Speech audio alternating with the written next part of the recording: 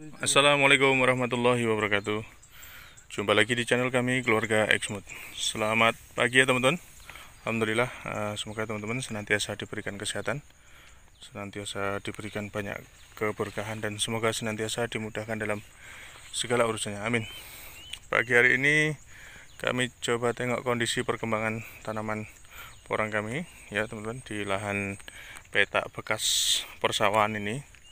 Dan alhamdulillah ini setelah diguyur hujan 3 kali ya berturut-turut dan cuaca mendung-mendung seperti ini, alhamdulillah kondisi tanaman porang kami semakin bagus kondisinya.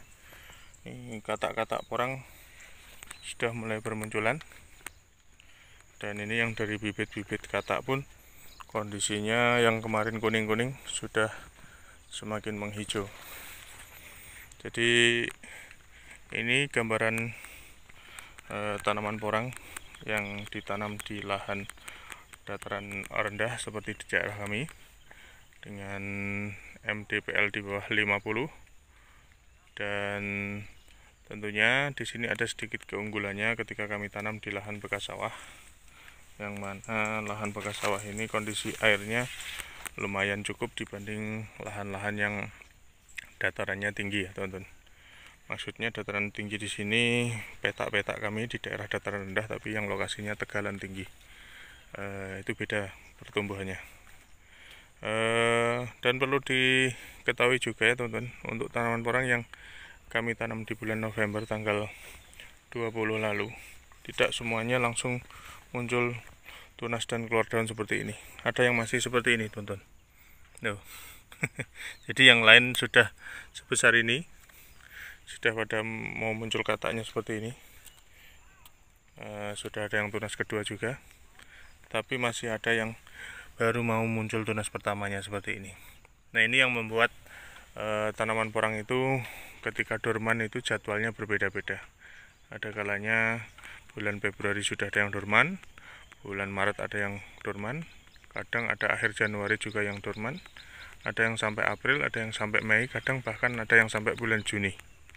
Itu disebabkan karena salah satu gambarannya seperti ini teman-teman ya. Sudah ada yang seperti itu dengan jadwal tanam yang sama, waktu yang sama, sudah ada yang bertunas 2 kali, yang kedua maksudnya, tapi ada yang masih seperti ini.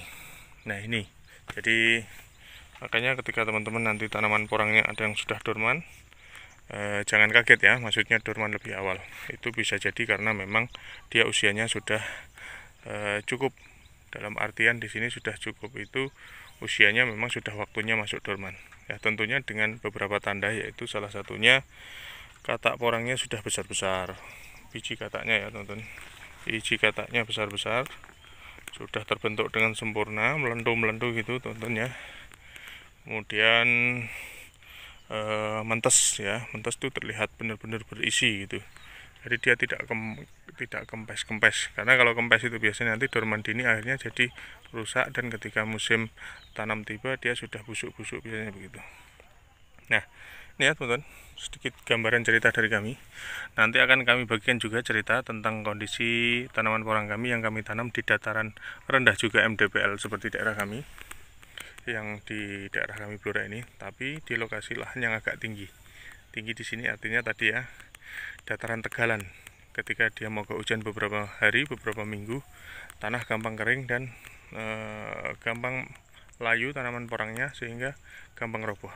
Itu kasusnya seperti itu kalau di dataran rendah. Tapi kalau ada semi naungannya biasanya lebih aman. Oke teman-teman, jadi ini cerita singkat dari kami Keluarga Exmut. Silahkan diambil pembelajarannya, monggo menjadi bahan pertimbangan untuk teman-teman semuanya ke depan ketika bercocok tanam porang, baik di dataran rendah, dataran menengah maupun dataran tinggi. Silahkan di pertimbangan masak-masak semua resiko, keuntungan dan kekurangannya, plus minusnya, bisa menjadikan kita ke depan lebih baik lagi.